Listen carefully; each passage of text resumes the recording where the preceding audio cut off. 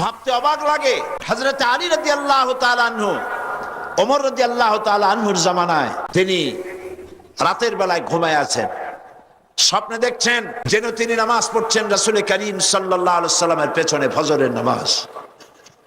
নামাজ শেষ হওয়ার পর রাসূল করিম সাল্লাল্লাহু আলাইহি সাল্লাম পেছনের দিকে ফিরে বসেছেন, কথাবার্তা বলছেন। হযরত আলী মসজিদ থেকে বেরিয়েছেন, দরজার কাছে এসে দেখেন এক বুড়ি এক পাত্র খোরমা নিয়ে দাঁড়ানো।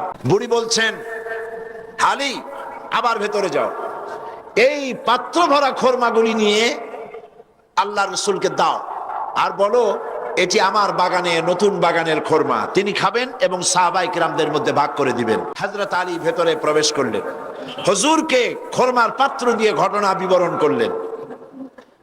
রাসূল করিম সাল্লাল্লাহু আলাইহি সাল্লাম পাত্র থেকে একটি খোরমা উঠায়া হযরত আলীর মুখের মধ্যে দিলেন। হযরত আলী স্বপ্নের ভিতরে খেজুরটি খাচ্ছেন। ইত্যবসরে ফজরের আজান হলো, আজানের আওয়াজ শুনে হযরত আলীর ঘুম ভেঙে গেল। কিন্তু ঘুম ভেঙেছে ঠিক, রাসূল করিম সাল্লাল্লাহু আলাইহি সাল্লামের হাতের দেওয়া খোরমার স্বাদ তখনও আলীর মুখের মধ্যে রয়েছে। উযু করে মসজিদ নববীতে প্রবেশ করলেন। তিনি দেখতে পাচ্ছেন মসজিদ নববীতে ইমামতির জায়গায় কে দাঁড়ানো? হযরত ওমর রাদিয়াল্লাহু তাআলা। ইসলামের নিয়ম এটা। ইসলামের শাসন ব্যবস্থায় রাষ্ট্রপ্রধান যিনি হবেন তিনি সেই দেশের সব থেকে বড় মসজিদে ইমামতি করার, খুতবা দেওয়ার যোগ্যতা তার থাকতে হবে। হযরত ওমর রাদিয়াল্লাহু তাআলা আনহু ফজরের নামাজ পড়লেন। এখন কিন্তু আর স্বপ্ন না, এখন কি বাস্তব। ফজরের নামাজ শেষ করে হযরতে ফারুক রাদিয়াল্লাহু তাআলা আনহু পেছনের দিকে ফিরে বসেছেন। হযরত আলী উঠেছেন, মসজিদ থেকে বেরোবেন, দরজার কাছে এসে দেখেন এক বুড়ি এক পাত্র খোরমা নিয়ে দাঁড়ানো। বুড়ি বলছেন, আলী আবার ভেতরে যাও, এই পাত্র ভরা খোরমা নিয়ে আমিরুল মুমিনিনকে বলো এটি আমার নতুন বাগানের খোরমা, যেন তিনি খান আর রাসূলুল্লাহর সাহাবীদের মধ্যে যেন ডিস্ট্রিবিউট করে দেন। হযরত আলী দেখছেন কি আশ্চর্য কথা, যা স্বপ্নে দেখলাম তাই বাস্তব হচ্ছে। ভেতরে গিয়ে আমিরুল মুমিনিনকে খোরমার পাত্র দিলেন আর ঘটনা শোনালেন। বুড়ি এভাবে পাঠায়েছে, তার নতুন বাগানের খোরমা, এই সব বললেন। হযরত ওমর খোরমার পাত্র থেকে একটি খোরমা উঠিয়ে হযরত আলীর মুখের মধ্যে দিয়ে দিলেন। হযরত আলী খোরমা চিবোচ্ছেন, খুব মজা লাগতেছে। হযরত আলী বলছেন, ওমর পাত্রে তো খোরমা অনেক আছে, সবাইকে যদি একটা দুইটা করে দাও তারপরেও থাকবে, খোরমা খুব মজার, তুমি দাও না আমাকে আর একটা বেশি, জিদনি তামরাতান উখরা, আমাকে আর একটা খোরমা দাও। হযরত ওমর বলছেন, ইয়া আলী লাউ আন্না রাসূলুল্লাহ সাল্লাল্লাহু আলাইহি ওয়াসাল্লাম যাদাক লাজিদনাক। হে আলী, রাসূল করিম সাল্লাল্লাহু আলাইহি ওয়াসাল্লাম স্বপ্নের ভেতরে তোমাকে যদি একটার বেশি খোরমা দিতেন, আমিও তোমাকে একাধিক খোরমা দিয়ে দিতাম। হযরত আলী রাদিয়াল্লাহু তাআলা আনহু বলছেন, ইয়া ওমর আহিয়া রুইয়া রাআইতাহা আম হিয়া গায়বুন আম ইত্তালাত আলাইহি। এটা কি, এটা কি তুমি স্বপ্ন দেখেছো আমার মতো, না গায়ব থেকে তোমাকে জানানো হয়েছে? আমাকে রাসূলুল্লাহ স্বপ্নে একটা খোরমা দিলেন, তা তুমি টের পাইছো কেমনে, কিভাবে টের পেলে? এটা কি স্বপ্ন দেখেছো না গায়ব? হযরত ওমর বলছেন, ইয়া আলী ওয়াল্লাহি মা হিয়া রুইয়া ওয়ালা গায়ব ওয়ালাকিন্নাল মুমিনা ইযা আখলাসা কলবাহু ইয়ারা বিনূরিল্লাহ। মূল বক্তব্য হচ্ছে এই, হে আলী এটা স্বপ্নও নয়, এটা গায়ব থেকেও আমাকে জানানো হয়নি। মূল কথা হচ্ছে আল্লাহর কোন মুমিন বান্দা যখন আল্লাহর জন্য হয়ে যায়, ব্যক্তিতে, পরিবারে, সমাজে, রাষ্ট্রে, জীবনের সব ক্ষেত্রে যদি কোনো মুমিন বান্দা আল্লাহর গোলাম হয়ে যায় তো আল্লাহর সাহায্যেই সে দেখতে পায়। হযরত ওমর কোথায় ছিলেন আর কোরআন তাকে কোথায় নিয়ে গেল? সুবহানাল্লাহি ওয়া বিহামদিহি। দরুদ শরীফ পড়েন, আল্লাহুম্মা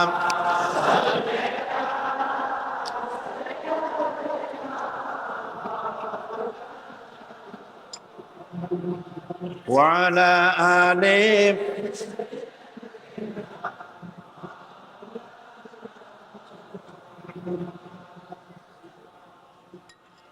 সাল্লি আলা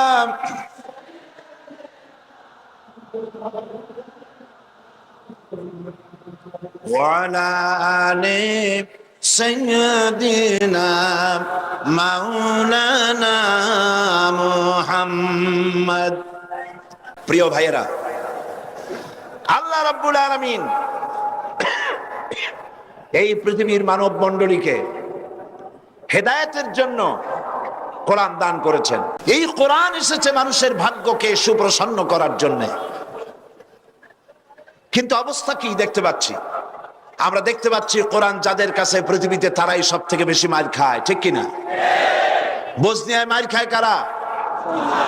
চেচনিয়ায় কারা? দাগেস্তান বার্মায় কারা? ফিলিপিনে কারা? কাশ্মীরে কারা? প্যালেস্টাইনে কারা?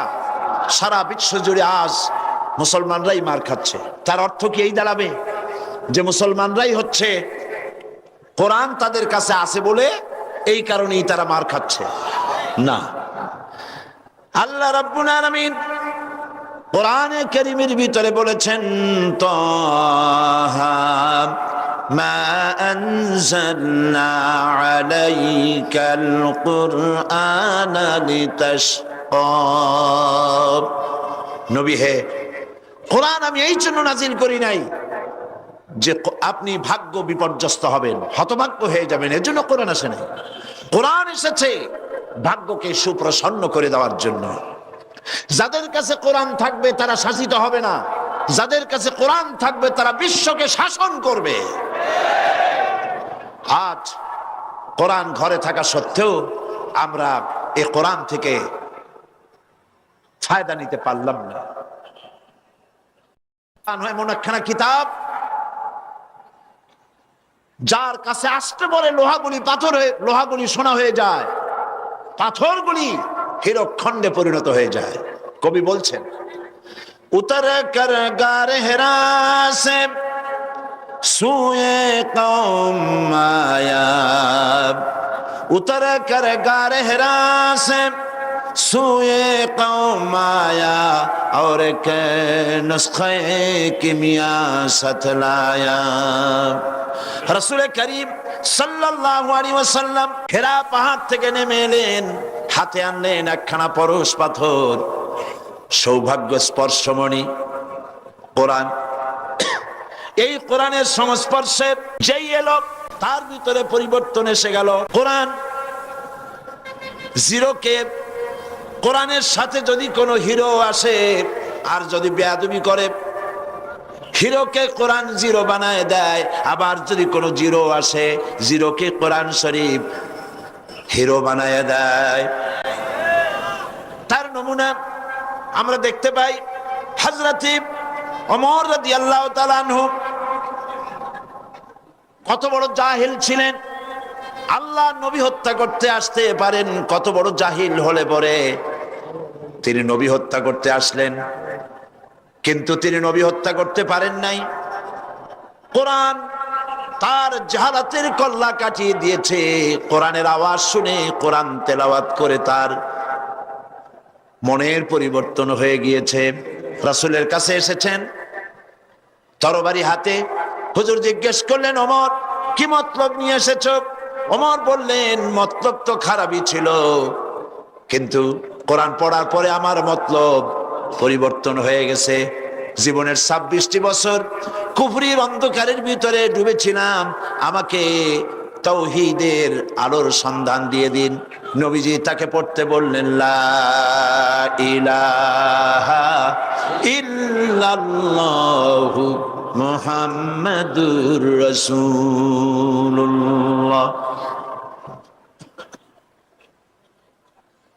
যে ওমর রাসূলকে হত্যা করতে আসলেন, নবীজি বললেন, লা নবিয়্যা বাদি ওয়ালা রাসূলা, আমার পরে নবী বা রাসূল পৃথিবীতে আর আসবে না।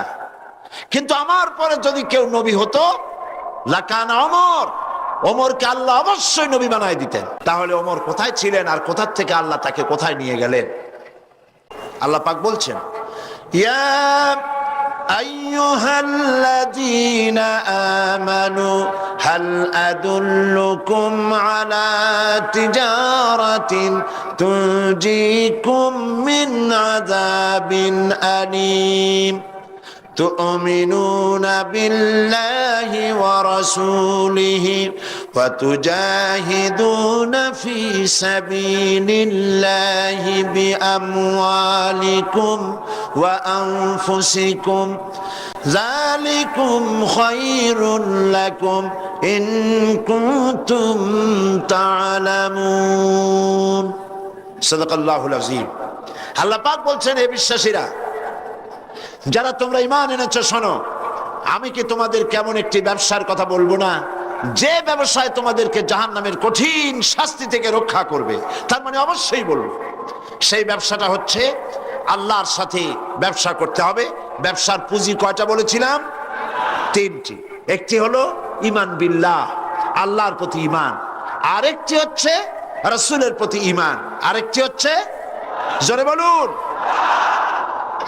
আমরা আল্লাহর প্রতি ঈমানের কথা আলোচনা করেছি, রিসালাতের প্রতি ঈমানের কথা কিছুটা বলেছি, বাকি কথা আজকে আলোচনা করতে চেষ্টা করব ইনশাআল্লাহ। তবে আপনারা খেয়াল রাখবেন, শয়তান যেন কাউকে মাহফিল থেকে উঠায় দিতে না পারে, সেজন্য খেয়াল রাখবেন, মজবুত হয়ে বসতে চেষ্টা করবেন, যাতে সবগুলি কথা শোনার সৌভাগ্য অর্জন আমরা করতে পারি। আর আখিরি মোনাজাত, এই লাখো জনতার বিশাল মোনাজাতে আমরা যেন শরীক হতে পারি, আল্লাহ যেন তৌফিক দান করেন, বলি আমিন। রাসূলের প্রতি ঈমান, সেই ঈমানের কিছু কথা গতকাল বলেছিলাম, আজকে বাকি আরো কিছু কথা। রাসূলের প্রতি ঈমানের অর্থ শুধু এতটুকু নয় যে মাথায় টুপি পরলাম, দাড়ি রাখলাম, জামা গায়ে দিলাম, এতটুকুনি শুধু নয়, বরং রাসূল হচ্ছেন আমাদের আদর্শ, এটা বিশ্বাস করতে হবে। রাসূল আমাদের কি? অনেকে বলে আমরা অমুকের আদর্শ, আমরা অমুকের আদর্শের সৈনিক, বলেন এরকম? এর কোনো মানে নেই। আল্লাহ শিখাচ্ছেন, লাকাদ কানা লাকুম ফি রাসূলিল্লাহি উসওয়াতুন হাসানাহ। আল্লাহ পাক বলেন, তোমাদের জন্য তোমাদের মহত্তম আদর্শ তোমাদের রাসূলের ভেতরে আমি রেখে দিয়েছি। আল্লাহর নবী হচ্ছেন তোমাদের জন্য শ্রেষ্ঠ আদর্শ। সর্বশ্রেষ্ঠ আদর্শ কে? আদর্শ তো তিনি হবেন যার জীবন কলুষতা মুক্ত, জীবনে কোনো কালিমা নাই, তিনি হবেন আদর্শ। পৃথিবীতে মানুষেরা নিজেরা নিজেদের জন্য অনেক নেতা বানায়, এখন প্রকৃতপক্ষে নেতা কে হবেন? বিশ্বনবী মুহাম্মদ সাল্লাল্লাহু আলাইহি ওয়াসাল্লাম। এই জন্য আমাদের প্রাণ প্রিয় স্লোগান আল্লাহু আকবারের পরে তোমার নেতা আমার নেতা, এটা কি সকলের জন্য? তাহলে জান খুলে পড়ে বলেন না, তোমার নেতা আমার নেতা কে? বলেন সাল্লাল্লাহু আলাইহি ওয়াসাল্লাম। তিনি হচ্ছেন আমাদের নেতা। আমি এজন্য মাঝে মধ্যে প্রশ্ন করি, আপনারা যাদেরকে নেতা মানেন, নেতার প্রশংসায় রাত দিন 24 ঘন্টা জিকির আজগার করেন, সেই নেতা জীবনে মিথ্যা কথা বলে নাই, মানুষকে ঠকায় নাই, জেনা ব্যভিচার করে নাই, হত্যা করে নাই, প্রতারণা করে নাই, মদ পান করে নাই, এ ব্যাপারে আপনারা কি নিশ্চিত? তাহলে কিভাবে নিজেরা নেতা তৈরি করে তার পিছনে ঘোরেন? নেতা তো তিনি যার জীবনে কোনো কলুষতা নাই। তিনি কে? বিশ্বনবী মুহাম্মদুর রাসূলুল্লাহ সাল্লাল্লাহু আলাইহি ওয়াসাল্লাম। পৃথিবীর সমস্ত নেতাদের ক্যারেক্টার দুই রকম। ক্যারেক্টার কয় রকম? একটা হলো পাবলিক ক্যারেক্টার, আর একটা হচ্ছে পার্সোনাল ক্যারেক্টার। জনগণকে দেখাবার জন্য এক চরিত্র, আর ভেতরে হলো আর এক চরিত্র। সেই জন্য তারা বলে, আমি যা বলি তাই তোমরা করো, আমি যা করি তা তোমরা দেখবা না। রাসূল কি এরকম বলেছেন? আল্লাহর নবী তার বক্তব্য হচ্ছে, আমার স্ত্রীরা ও আমার সাহাবায়ে কিরাম, দিনের আলোতে আর রাতের আধারে আমার মধ্যে যা কিছু তোমরা দেখতে পাও, যে আচরণ তোমরা দেখতে পাও সবগুলি খুলে খুলে মানুষের সামনে বলে দাও। সুবহানাল্লাহ বলবেন না? আমার জীবনের সব কথা মানুষের সামনে বলে দাও। এই জন্য রাসূল করিম সাল্লাল্লাহু আলাইহি ওয়াসাল্লাম হচ্ছেন শ্রেষ্ঠ আদর্শ। তার নীতিকে অনুসরণ করতে হবে জীবনের সব ক্ষেত্রে। একটা মানুষ কতটা চরিত্রবান, কতটা ভালো, সেই কথা কে বলতে পারে? কার সার্টিফিকেট সবচাইতে বেশি নির্ভরযোগ্য? ম্যাজিস্ট্রেট, চেয়ারম্যান, মন্ত্রী, পীর সাহেব, মৌলানা সাহেব? কে সব থেকে একটা পুরুষের নির্ভরযোগ্য সার্টিফিকেট কে দিতে পারে? স্ত্রী দিতে পারে। রাসূলুল্লাহর চরিত্রের সার্টিফিকেট আল্লাহ তো দিয়ে রাখছেন। তারপর তার স্ত্রীর সার্টিফিকেটটা দেখুন। হেরা পাহাড় থেকে যখন নেমে এসে তিনি বলেছিলেন, আমি ভয় পেয়েছি, তাড়াতাড়ি করে আমাকে ঢেকে দাও। হযরতে খাদিজা জিজ্ঞেস করেছিলেন, আবুল কাসেম আপনার কি হয়েছে? কেন আপনি, আপনার চোখ বড় হয়ে গিয়েছে, শরীর কাঁপছে, গায়ে জ্বর উঠেছে, কারণ কি? তিনি বললেন, আমি এরকম এক জ্যোতির্ময় মহাপুরুষ দেখেছি যাকে আমি জীবনে কোনোদিন দেখি নাই। এই সমস্ত কথা আমাকে বলেছে, আমি পড়তে পারি না বলেছি, তারপরে আমাকে 3 বার বলার পরে আমাকে সিনার সাথে আলিঙ্গন করেছে, এরপর আমি বলতে পেরেছি, আমি ভয় পেয়ে গেছি। হযরতে খাদিজা বলেন, আবুল কাসিম, হে কাসিমের পিতা,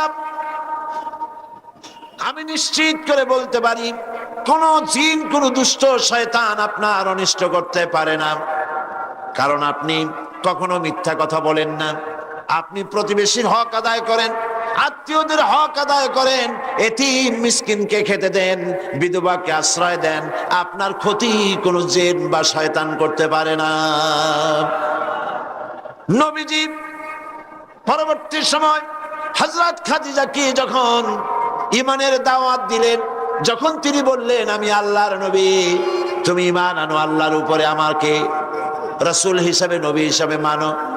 হযরত খাদিজা এক মুহূর্ত দেরি করেন নাই, সঙ্গে সঙ্গে হযরত খাদিজা বলেছেন, লা ইলাহা ইল্লাল্লাহু মুহাম্মাদুর রাসূলুল্লাহ।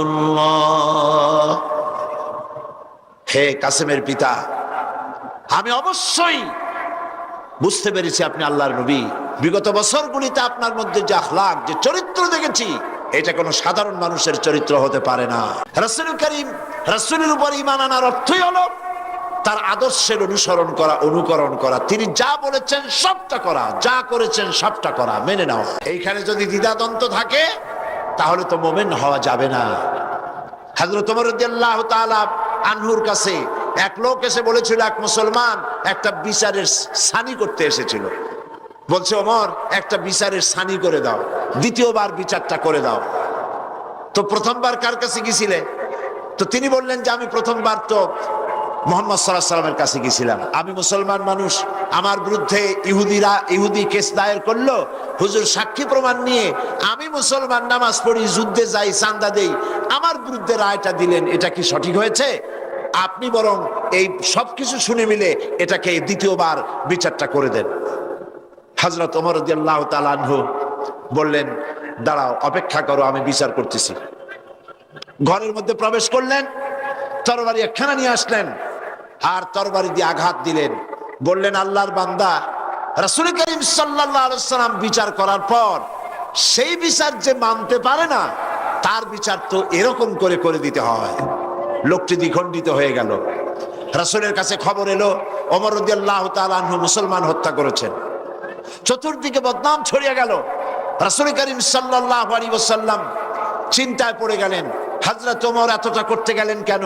আল্লাহ পাকের পক্ষ থেকে আয়াত নাজিল হয়ে গেল। আল্লাহ রাব্বুল আলামিন শোনালেন, ফালা ওয়া রাব্বিকা লা ইউমিনুন। হে নবী, আপনার রবের কসম, আপনার আল্লাহর কসম, যেই ব্যক্তি ঈমানের দাবি করে, মুসলমানের দাবি করে, আপনার হুকুম, আপনার সিদ্ধান্ত মানতে দ্বিধা দ্বন্দ্বে ভোগে, সে কখনোই মুমিন হতে পারে না। সে মুমিন নয়। ওমর যাকে হত্যা করেছে সে মুসলমান নয়, মুনাফিক। সুতরাং ইসলাম কবুল করলে ইসলামের সবটা মানতে হবে, অল্প একটু মানলে হবে না। রাসূল করিম সাল্লাল্লাহু আলাইহি সাল্লামকে তার উপর ঈমান আনতে হলে সম্পূর্ণটাই মানতে হবে। রাসূল করিম সাল্লাল্লাহু আলাইহি ওয়াসাল্লামের জীবনে, তার মিশনে বাধা আসলো কেন? বাধা এই জন্য এসেছে, বাধা যে হয়েছে এটা তো আপনারা নিশ্চয়ই জানেন। বাধাটা দিল কারা? সে কথা গতকাল বলেছি। যদি রাসূল করিম সাল্লাল্লাহু আলাইহি সাল্লাম শুধুমাত্র টুপির কথা বলতেন, দাড়ির কথা বলতেন, জামার কথা বলতেন, কদু খাওয়ার কথা বলতেন, মিষ্টি খাওয়ার কথা বলতেন, আতর লাগাবার কথা বলতেন, সুরমা লাগাবার কথা বলতেন, তাহলে রাসূলকে মার খেতে হতো না, ঠিক কিনা বলেন? এই ধরুন আমি যদি আপনাদের বলি, ভাইরা আপনারা সকলে দাড়ি রাখবেন, মাথায় টুপি দেবেন, ভালো জামা টামা, সুন্নতি জামা, লম্বা জামা পরবেন, পাগড়ি পরবেন, আপনারা কি আমাকে মারতে আসবেন নাকি? আপনারা বলবেন তো ভালো কথা, এই মন্দ কি? তো রাসূলুল্লাহ মারটা খাইলেন কেন? দাড়ি রাখতে বলেছে তো ভালো কথা। পুরুষের দাড়ি হলে তো খুব ভালোই লাগে, দাড়ি যত বড় হয় আরো সুন্দর লাগে, আর বেশি ঘন হলে শীতকালে মাফলারের দরকার হয় না, গলাটা ঢেকে থাকে, কত সুন্দর। চেটে মারতে আসবে কেন? কদু খাইতে বললে তাতে মারতে আসবে কেন? মিষ্টি খাইতে বলেছেন তাতে মারতে আসবে কেন? মূল বিষয়টা হলো, মারতে আসার কারণটা ছিল এই, মার খেয়েছেন রাসূল এই কারণে তিনি পৃথিবীর বুকে আল্লাহর জমিনে আল্লাহর আইন প্রতিষ্ঠা করতে চেয়েছেন। আল্লাহ রাব্বুল আলামিন বলেছেন, আলা লাহুল খালকু ওয়াল আমর, জেনে রাখো সৃষ্টি যার, আইন চলবে তার, অন্য কারো নয়। আইন চলবে কার? আল্লাহ পাকের আইনকে জমিনে প্রতিষ্ঠার জন্য পয়গম্বরেরা দায়িত্ব পালন করে গেছেন। সুতরাং নবীর উপরে ঈমান আনার অর্থ ইয়া নবী সালাম আলাইকা বলা নয় শুধু, নবীর উপর ঈমান আনার অর্থ দাড়ি আর টুপি লাগানো নয় শুধু, নবীর উপরে ঈমান আনার অর্থ হলো দাড়ি, টুপি, জামা সহ, পাগড়ি সহ, মেসওয়াক, সুরমা, যা যা রাসূল করেছেন বলেছেন সব সহ দিন প্রতিষ্ঠার জন্য জিহাদে অংশগ্রহণ করতে হবে। সেই কথাই আসছে 3 নম্বরে গিয়ে, ওয়াতুজাহিদুনা ফি সাবিলিল্লাহি বিআমওয়ালিকুম ওয়া আনফুসিকুম যালিকুম খায়রুল লাকুম ইন কুনতুম তা'লামুন। আল্লাহর রাস্তায় জিহাদ করো। আল্লাহর রাস্তায় কি করো? জিহাদ। জোরে বলেন কি? জিহাদ করো। কি দিয়ে? মাল আর জান দিয়ে। যদি তোমরা ইসলাম বুঝে থাকো তাহলে এই জিহাদে অংশগ্রহণ করো। এখন জিহাদ কাকে বলে? লোকেরা ধারণা করেছে জিহাদ মানে হলো যুদ্ধ। জিহাদ এই নামটা শোনার মাত্রই, যখনই কারো মুখে শোনে জিহাদ অথবা কাগজে পড়ে জিহাদ, তো পাঠকের মনে তখন একটা চিত্র ভেসে ওঠে, বিরাট দাড়িওয়ালা, টুপিওয়ালা, জামাওয়ালা, হাতে লম্বা তরবারি, সমানে দৌড়াইতেছে আর কাফের কুচায় কুচায় শেষ করে ফেলাই দিতেছে, এর নাম হলো জিহাদ। এই জন্য ফার্সিতে একটা কথা আছে, অলেকিন কালামদার কাফে দুশ্মনাস্ত, দুশ্মনের হাতে কলম ছিল, যেমন খুশি তেমন মুসলমানদের ইতিহাসকে তারা বিকৃত করেছে। জিহাদ মানে যুদ্ধ নয়, জিহাদ মানে হোলি ওয়ার নয়, জিহাদ মানে হার্ব নয়, জিহাদ মানে কিতাল নয়। যুদ্ধ, এটার আরবি কিতাল হতে পারে, হার্ব হতে পারে, ওয়ার হতে পারে, কিন্তু জিহাদ শব্দের অর্থ এগুলি নয়। জিহাদ কি?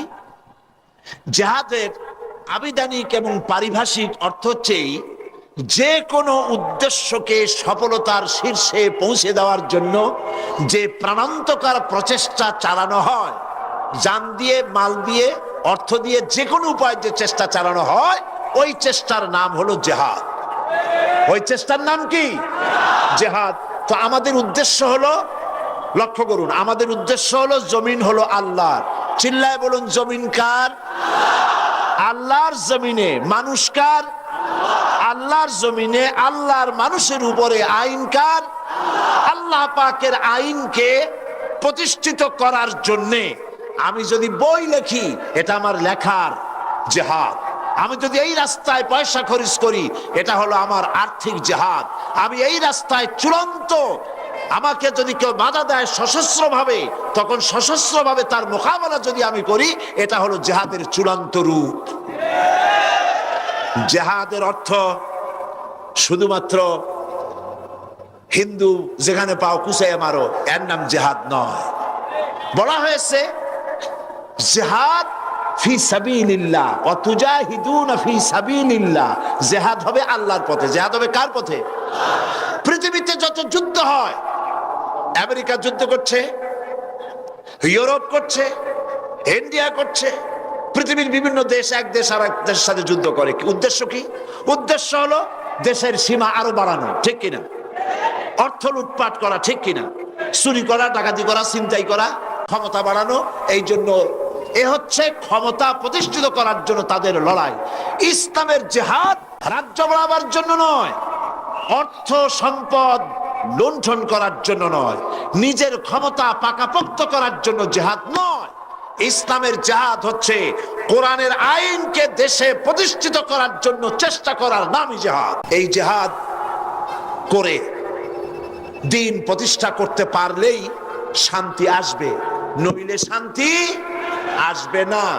শান্তি প্রতিষ্ঠার জন্য চেষ্টা কি কম হয়েছে পৃথিবীতে? 1920 সনের আগে প্রথম বিশ্বযুদ্ধ হলো। প্রথম বিশ্বযুদ্ধ হওয়ার পর পৃথিবীতে লক্ষ লক্ষ মানুষ মরল। আর্থিক শত শত বিলিয়ন মিলিয়ন ট্রিলিয়ন ডলারের ক্ষতি হলো। আর যেন যুদ্ধ না হয় সেজন্য 1920 সনে তৈরি হলো লিগ অব নেশনস,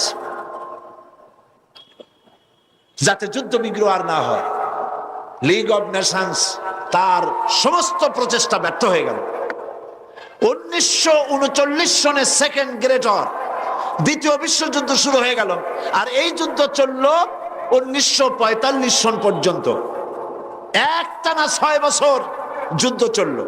পৃথিবীর লক্ষ লক্ষ মানুষ নিহত হলো, কোটি কোটি মানুষ সাবারার হলো, বাড়ি গেল, ঘর গেল, ইন্ডাস্ট্রি গেল, দেশ গেল, সব শেষ হয়ে গেল। পৃথিবীতে আর যাতে যুদ্ধ বিগ্রহ না হয় সেজন্য তৈরি হলো ইউনাইটেড নেশনস অর্গানাইজেশন, সংক্ষেপে ইউএনও, আকওয়ামে মুত্তাহিদা। জাতিসংঘ তৈরি হলো। এখন আমার প্রশ্ন, জাতিসংঘ তৈরি হওয়ার পর থেকে দেশে যুদ্ধ বিগ্রহ বন্ধ হয়ে গেছে? বন্ধ হয় নাই। কারণ কি? কেন বন্ধ হলো না?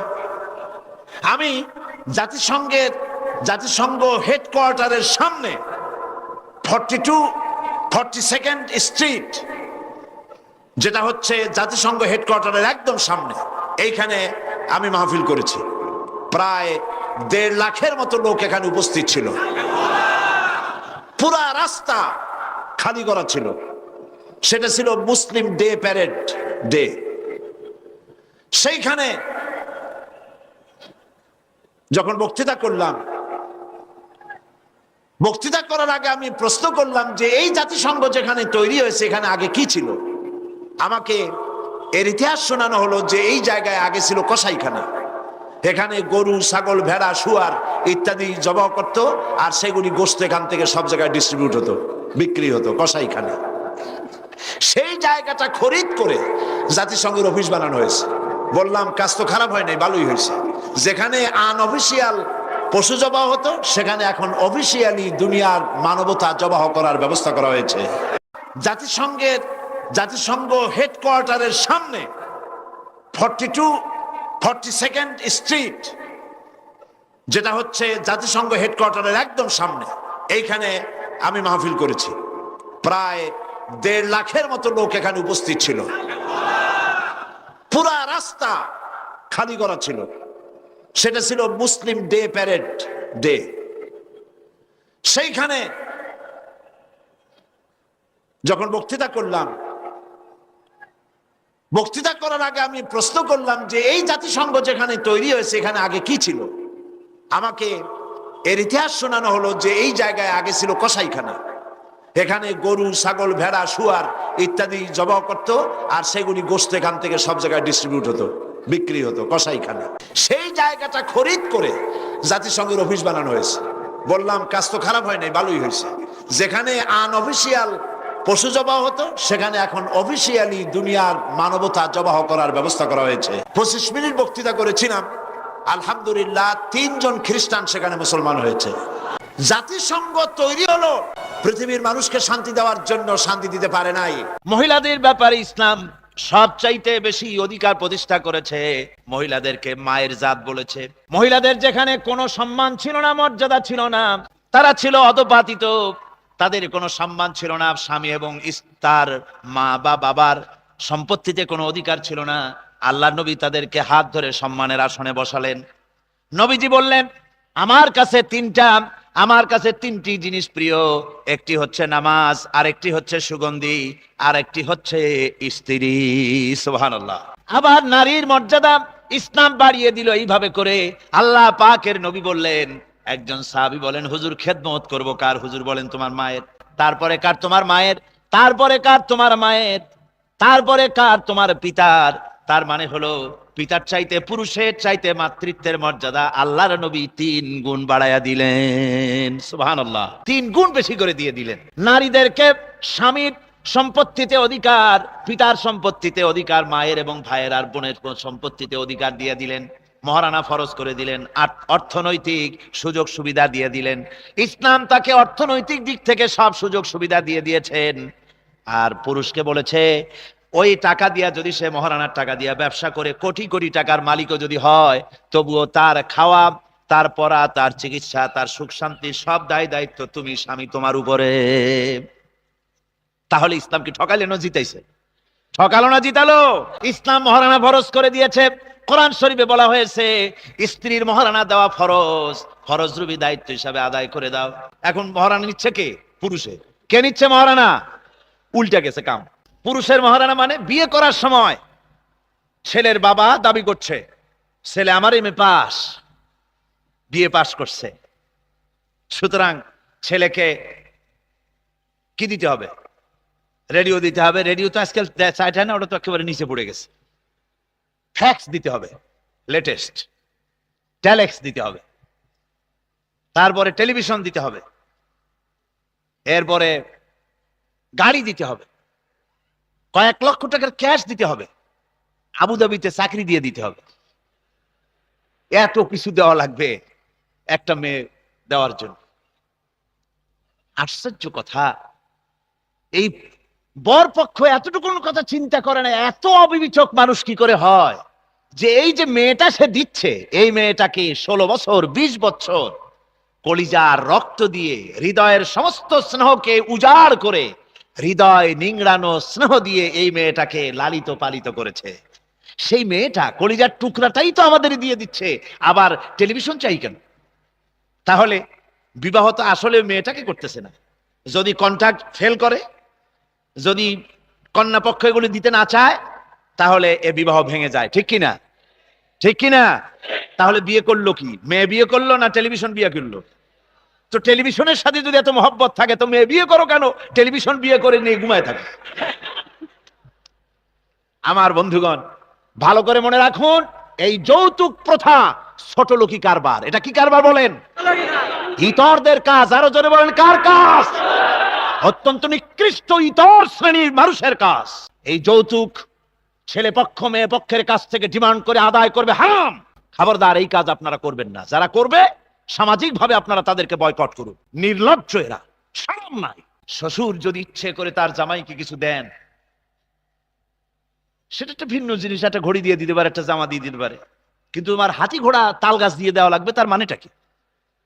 তুমি কামাই করতে পারো না, তুমি ভিক্ষুক, শ্বশুর বাড়ি থেকে ভিক্ষা নিবা? সুতরাং ইসলাম এভাবে নারীর মর্যাদাকে প্রতিষ্ঠা করেছে। আর আজকে যে মহারানাটা উল্টে গেছে, তারও একটা কারণ আছে। তার কারণ হলো এই যে মেয়েদের প্রতি যে আকর্ষণ থাকা উচিত ছিল, সে আকর্ষণ এখন বিকর্ষণে পরিণত হয়েছে। মানে যে জিনিস সস্তায় পাওয়া যায়, সহজে পাওয়া যায়, তার দাম থাকে না। বোঝেন কথা? দাম থাকে না। আল্লাহ বলছিলেন, আল্লাহর কথা যেখানে আমরা ভঙ্গ করব সেখানে মুসিবত পড়বো। আল্লাহ বলছিলেন ওয়াকারনা ফি বুয়ুতিকুন্না, আল্লাহ বলেছেন মহিলাদের তোমরা ঘরের মধ্যে থাকো। কোথায় থাকো? ঘরের মধ্যে থাকো। তার মানে আমি একথা বুঝাতে চাই না কোরআন দিয়ে আল্লাহ একথা বলার উদ্দেশ্য এটা নয় যে ঘরের মধ্যে তালা আটকায় দিয়ে ওদের রেখে দাও, তা না। ঘরের মধ্যে থাকো মানে ঘরের যে পরিবেশ, বাইরে যখন আসবে ঘরের পরিবেশ নিয়ে আসবে। ঘরের পরিবেশ কি? দরজা আছে, জানালা আছে, ভেন্টিলেটর আছে। বাইরে যখন যাও ঘরের পরিবেশ নিয়ে যাও, মানে একটা বোরখা পরে যাও। বোরখাটাও দরজা আছে, জানলা আছে, আছে না? তো বোরখা পরে যাও। আর বোরখা যদি পরো তাহলে পরপুরুষ তোমাকে দেখতে পেল না, তোমার প্রতি আকর্ষণ সৃষ্টি হবে, দাম বাড়বে, মর্যাদা বাড়বে, আর তোমার সতীত্বের হেফাজত হবে, তোমার শরীরেরও হেফাজত হবে। আজ পর্যন্ত আমি তো এই বক্তৃতা বহুবার করেছি, আজ পর্যন্ত যত মহিলার মুখে এসিড নিক্ষিপ্ত হয়েছে, আপনারা কি আমাকে বলতে পারবেন যে একটা মেয়ে লোকের ঘটনা এরকম জানেন যে যাদের বোরখা পরা ছিল, বোরখা পরা কোনো মেয়ের উপর এসিড পড়েছে? বরং বোরখা পরা মেয়ে লোক দেখলে যত বখাটে ছেলে হোক খালাম্মা করে ডাকে, মায়ের মর্যাদা দেয়। তার মানে হচ্ছে এ বোরখা পরে আল্লাহর হুকুম পালন করলো, আর আল্লাহর দায়িত্ব হলো ওর সম্মান বাড়িয়ে দেওয়ার। জোরে কোন সুবহানাল্লাহ। আমার মা বোনেরা, আপনারা আপনাদের দাম নষ্ট করবেন না, আপনাদের মর্যাদা অক্ষুণ্ণ রাখুন। আপনাদের মর্যাদা থাকবে তখন যখন আপনারা আল্লাহর হুকুম মেনে চলবেন, আল্লাহর আইন মাফিক চলবেন। এই কোরআন শরীফে আল্লাহ রাব্বুল আলামিন বলেছেন সূরা নূরের মধ্যে, আল্লাহ পাক বলেছেন প্রত্যেকটি বয়সপ্রাপ্ত মেয়েদের এমন একটি চাদর পরা উচিত যে চাদরটা পরলে পরে তার মাথা, তার গলা, তার বুকটা ঢেকে যায়। জোরে বলেন সুবহানাল্লাহ। আল্লাহর অর্ডার এটা। মাথায় একটা চাদর পরো যে চাদরে তোমার মাথা ঢাকবে, তোমার গলা ঢাকবে, তোমার বুকটা ঢেকে যাবে। এখন সেই গলার বুক ঢাকা কি টেলিভিশন সব সর্বনাশ করে দিছে। টেলিভিশনে যে সমস্ত নর্তকীরা আসে, অভিনেত্রীরা আসে, সব একটা বিরাট লম্বা জামা হাজী সাহেবের মতো গায়ে দিয়ে আসে। এর মাথায় কোনো কাপড় নাই, আর কোনো কি বলে কোনো চাদরও নাই। চাদর যদি থাকে মাফলারের মতো পুরুষের মতো পিছনে ভালায় থাকে, অথবা গামছার মতো এক পাশে ঝুলাই রাখে। চাদর তো এইভাবে কোনো আর্ট করার জিনিস না। চাদরটার বিষয়টাই হচ্ছে মাথাটা, গলাটা, বুকটা ঢেকে যাওয়া। আমার মা বোনেরা, ইসলাম আপনাকে সম্মান দিয়েছে, মর্যাদা দিয়েছে। এই মর্যাদা নিয়ে যদি থাকেন আপনার দাম বাড়বে, সম্মান বাড়বে। সম্মান এমন বাড়বে, গর্বের ভিতরে আল্লাহ রাব্বুল আলামিন যে বাচ্চা দিবেন, স্বামী স্ত্রী বিবাহ হয়ে যাওয়ার পরে যে সন্তান আসবে, সন্তানগুলিও ভালো হবে। পর্দার মধ্যে যে সন্তান আসে, সন্তান ভালো হবে।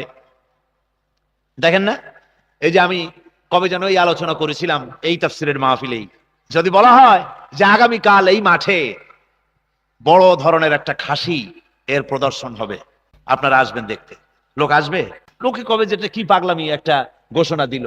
খাসি দেখতে প্যারেড ময়দানে যাওয়া লাগবে কোন জায়গায়? কি কারণে? খাসি তো রাস্তাঘাটে পাওয়া যায়। আর যদি বলি সুন্দরবন থেকে একটা খুব সুন্দর টানা টানা চোখ, সুন্দর ভুরু, কাজল কালো চোখ, গায়ে স্পটওয়ালা খুবই সুন্দর একটি হরিণ আনা হয়েছে, ওটা কালকে দেখানো হবে।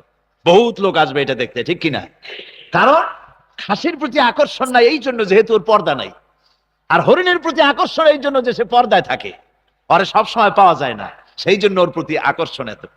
খাসি বেপর্দায় থাকে বলে ওর গায়ে এত গন্ধ যে দড়ি ধরলেও দুর্গন্ধ টেকা যায় না। এখানে বলে পাঠা। জি, পাঠার শরীরে দারুণ মেশকম্বরের গন্ধ নাকি? আর হরিণ জঙ্গলে থাকে, ওর পেটের মধ্যে কি হয়? মৃগনাভি, কস্তুরী। একটুখানি কস্তুরী নাড়াচাড়া করলে সারা মাহফিল বিমোহিত হয়ে যাবে সুঘ্রাণে। পর্দায় থাকে, তাই ওর মধ্যে আল্লাহ নিয়ামত দান করেছেন। নারী বিপর্দা হয়ে চললো, হাজারো পুরুষের দৃষ্টি তার প্রতি পড়লো। সব মানুষ কি একরকম? নানান রকমের দৃষ্টিতে সে তাকাইলো। লোকেরা কয় যে হুজুর আমরা ভালোভাবে তাকাই। বলেন তো কেমন করে তাকান? পরের মেয়ে লোক যখন দেখলেন যে মেয়ে লোকটা দেখতে আপনার মেয়ের মতো, দেখুন মেয়ের মতো আপনি। যে মেয়ে লোকটা দেখতে আপনার মায়ের মতো, দেখুন আপনার মায়ের মতোই। যেটা দেখতে আপনার বোনের মতো, দেখুন আপনার বোনের মতোই। কিন্তু যেটা দেখতে আপনার স্ত্রীর মতো, তারে আপনি কোন দৃষ্টিতে দেখবেন? ইসলাম তো এই জন্যই পর্দার ব্যবস্থা করেছে। হাজারো মানুষের চোখের দৃষ্টি গিয়ে পড়ছে, আর এতে করে তার গর্ভস্থিত সন্তানের উপরে আসর করছে। তাই যে সন্তান আসে পেটে, এগুলো সন্ত্রাসী হয়, মাস্তান হয়, গুন্ডা হয়। দুর্গন্ধে চতুর্দিক ছড়ায় যায়, মানুষেরা বলে যে আল্লাহ এটারে শেষ করো, এটা যে মায়ের পেটে হইছে ওটার উপরেও গজব দাও। আর মৃগ নাবী কি?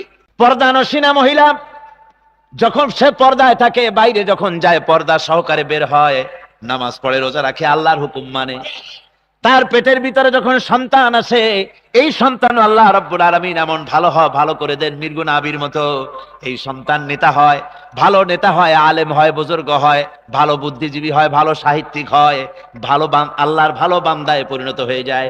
তার ভালো ভালো কাজ দেখে এমন সুঘ্রাণ ছড়িয়ে যায়, চতুর্দিক থেকে মানুষেরা তার জন্য দোয়া করে, আল্লাহ এই ছেলেটা এত ভালো, এই মানুষটা এত ভালো, এই মানুষটারে যে মা পেটে ধরেছে তার উপরেও তুমি রহমত করো। মাও দোয়া পেয়ে যায়। সুতরাং আমার মা বোনেরা, আমি এ ব্যাপারে আপনাদের সামনে বহুবার আলোচনা করেছি, পর্দায় থাকুন। রাসূলুল্লাহ বলেছেন, যে নারী 5 ওয়াক্ত নামাজ পড়বে, রোজা রাখবে, রমজান মাসে রোজা রাখবে, স্বামীর আনুগত্য করবে, সতীত্বের হেফাজত করবে, কিয়ামতের দিন আল্লাহর জান্নাতের যে দরজা দিয়া খুশি ওই দরজা দিয়া জান্নাতে প্রবেশ করবে। জোরে বলেন সুবহানাল্লাহ। আল্লাহ রাসূল বলেছেন, আদ-দুনিয়া কুল্লুহা মাতাউন, तमाम পৃথিবীর সমস্ত জিনিস হলো সম্পদ, ও খায়রুল মাতাউদ দুনিয়া ইমরাতুস সালিহা, আর পৃথিবীর ভিতরে সমস্ত সম্পদের মধ্যে শ্রেষ্ঠ সম্পদ হচ্ছে নেককারিনী মহিলা। সুবহানাল্লাহ। নেককারিনী মহিলা হলো গোটা পৃথিবীর শ্রেষ্ঠ সম্পদ। জোরে বলেন সুবহানাল্লাহ। আমার মা বোনেরা, তাই আপনাদের কাজ হচ্ছে, আপনারা ইসলাম আপনাদেরকে অধিকার দিয়েছে, আপনারা যুদ্ধের ময়দানেও যেতে পারেন, আপনারা ব্যবসা করতে পারেন। হযরত খাদিজাতুল কুবরা রাদিয়াল্লাহু তাআলা আনহা ধনশালিনী ব্যবসায়ী মহিলা ছিলেন, বহুত ব্যবসা তিনি করেছেন। হযরত আয়েশা সিদ্দিকা রাদিয়াল্লাহু তাআলা আনহা শিক্ষয়িত্রী ছিলেন, সাহাবীদেরকে তিনি হাদিস এবং কোরআন তাফসীর শিক্ষা দিয়েছেন। আপনারা মিস্ট্রেস হতে পারেন, শিক্ষয়িত্রী হতে পারেন, আপনারা ডাক্তার হতে পারেন। যুদ্ধের ময়দানে সাহাবায়ে কেরাম এবং তাদের স্ত্রীরা যুদ্ধে অংশগ্রহণ করেছেন। আহত মুসলিম সৈনিকদেরকে তারা স্ট্রেচারে বহন করে নিরাপদ জায়গায় এনে তাদেরকে ফার্স্ট এইডের কাজ করেছেন। সুতরাং নারী ব্যবসা করতে পারবে, চাকরি করতে পারবে, সেনাবাহিনীতে যেতে পারবে, নারী লেখাপড়া করতে পারবে, শিক্ষা দিতে পারবে, হসপিটালে চাকরি করতে পারবে, নারী সব পারবে, তবে পর্দার সাথে। পর্দার সাথে সে যদি কাজ করে তার সম্মান বাড়বে, সম্মান কমবে না। মহিলাদের আরেকটি দায়িত্ব হলো স্বামী এবং সন্তানদেরকে নিয়ে দ্বীন ও ঈমানের সাথে বসবাস করা, নিজের ঘরটাকে ইসলামের দুর্গ বানানো। মা বোনদেরকে বলবো, আপনাদের অধিকার আল্লাহ রাব্বুল আলামিন এভাবে প্রতিষ্ঠা করেছেন, সন্তান হলে পরে নাম ইসলামী নাম রাখবেন। এখন বাংলা নাম রাখার একটা প্রতিযোগিতা শুরু হয়েছে, শুনছেন না আপনারা? বাংলা নাম শুরু হয়ে গেছে। কি নাম? নাম হচ্ছে হরিপদ হোসেন। বাংলার ওই কি কয়, আরবি মিলাইয়া হরিপদ হোসেন, কৌশিক আহমদ, তারপরে ভগবতী খানম, এরপরে এই সন্ধ্যা বেগম, এই ধরনের বিভিন্ন বাংলা আরবি ইংরেজি মিলাইয়া একটা কেরিকেসা, একটা মানে জগা খিচুড়ি বানানো শুরু করেছে। মনে রাখবেন, মুসলমানদের নাম আরবিতে হতে হবে এবং কোরআনিক নাম হতে হবে। সাহাবায়ে কেরামদের নামের সাথে অর্থবহ নাম রাখবেন, সওয়াব হবে। আবার শুধু আরবি শুনেই রাখবেন না, আলেমদের কাছে জিজ্ঞাসা করে নেবেন অর্থ কি। একজনে শুনলাম তার মেয়ের নাম রেখেছে তুকাজ্জেবান। তাই আমি বললাম, ভাই তুকাজ্জেবান কি নাম? কয় যে আমার মনে হলো আল্লাহ পাক এই নামটাকে এতই পছন্দ করেন, সূরা আর রহমানে 33 বার বলেছেন, আমি মনে করেছি এটা খুব প্রিয় নাম, সেই জন্য মেয়ের নাম রাখছি তুকাজ্জেবান। বিষয়টা হচ্ছে যে জানতে হবে অর্থটা কি। অর্থ না জেনে আন্দাজে নাম রাখলে হবে না। বাচ্চা জন্মগ্রহণ করার সাথে সাথে আলেমদের কাছে জিজ্ঞাসা করে ভালো নাম আপনারা রাখবেন। ইংরেজি নাম, হাবিজাবি নাম, বাংলা নাম খবরদার রাখবেন না। বাটি লাগছে নাকি? বাটি লাগে নাই। জোয়ার ক্রমান্বয়ে প্রবল থেকে প্রবলতর হচ্ছে। এই জোয়ারে আমরাও যেন জোয়ারের উল্টা না যাই। যারা জোয়ারের উল্টা চলবে শুষ্ক তৃণের মতো ভেসে কোত্থেকে কোথায় চলে যাবে পাত্তা থাকবে না। ইসলামী আন্দোলনের জোয়ারের শরীক হতে হবে সকলকে মিলে। ওই যেমন সালভেশন পার্টি, তারা যেমন আলজেরিয়া ইসলামী বিপ্লব করেছে, যেমন আজারবাইজান, উজবেকিস্তান, কাজাকিস্তান, তাশখান্দ, আপনার কি কয় বোহারা ইত্যাদি এলাকায় যেমন ইসলামী আন্দোলনের এখন সূত্রপাত হয়েছে, একটা বিরাট বেল্ট তৈরি হচ্ছে, লক্ষ্য করেছেন? বিরাট বেল্ট তৈরি হয়ে বলয় তৈরি হচ্ছে। একদিকে রাশিয়ার ওই মুসলমান রাষ্ট্রগুলি Uzbekistan, Tajikistan, Samarkand, Bukhara, Tashkent ইত্যাদি এলাকা দিয়ে শুরু করে আজারবাইজান হয়ে, এরপরে আফগানিস্তান হয়ে, এরপরে পাকিস্তান হয়ে কাশ্মীরে সংঘর্ষ শুরু হয়েছে। কাশ্মীর নিয়ে ভারতের উপর দিয়ে বাংলাদেশ পর্যন্ত বিরাট মুসলিম রাষ্ট্রে পরিণত হয়ে যাবে ইনশাআল্লাহ। এটা স্বপ্ন নয়, এটা বাস্তবে পরিণত হবে ইনশাআল্লাহ। সবাই বলেন ইনশাআল্লাহ। সেজন্য আমাদেরকে এগিয়ে আসতে হবে ময়দানে, আমাদেরকে রক্ত দিতে হবে, জান দিতে হবে, মাল দিতে হবে। পারবেন? জোরে বলেন পারবেন? ইসলামী আন্দোলনের জন্য জান, মাল, রক্ত সবকিছু দিয়ে উৎসর্গ করে আমাদেরকে এগিয়ে আসতে হবে। আল্লাহ রাসূল যখন রক্ত দিতে পেরেছেন, সাহাবায়ে কেরাম যখন রক্ত দিয়েছেন, আমরা পারবো না? আমরা পারবো না? আমার বন্ধুগণ, আল্লাহর দ্বীনের জন্য রক্ত দিতে পারা, জীবন দিতে পারা, এটা হলো সবচাইতে বড় নেয়ামত। শাহাদাতের মওত কামনা করা সবচাইতে বড় নেয়ামত। দুনিয়ায় কোন মওত শাহাদাতের সমান হয় না। এই জন্য হযরতে ওমর রাদিয়াল্লাহু তাআলা আনহু তিনি দোয়া করতেন, আল্লাহুম্মা রযুকনি শাহাদাতান ফি সাবিলিক ওয়াজআল মাউতি ফি বালাদি রাসূলিক। হায় আল্লাহ, তুমি দয়া করে আমাকে শাহাদাতের মওত নসিব করে দাও, আর তোমার রাসূলের শহর এই মদিনায় আমাকে তুমি মৃত্যুবরণ করো। আমার ভাইরা, আল্লাহ রাব্বুল আলামিন তার দোয়া কবুল করেছিলেন। মৃত্যু, শাহাদাতের মৃত্যুর যন্ত্রণা একটা পিঁপড়ায় কাটার যন্ত্রণার চাইতে বেশি কিছু না।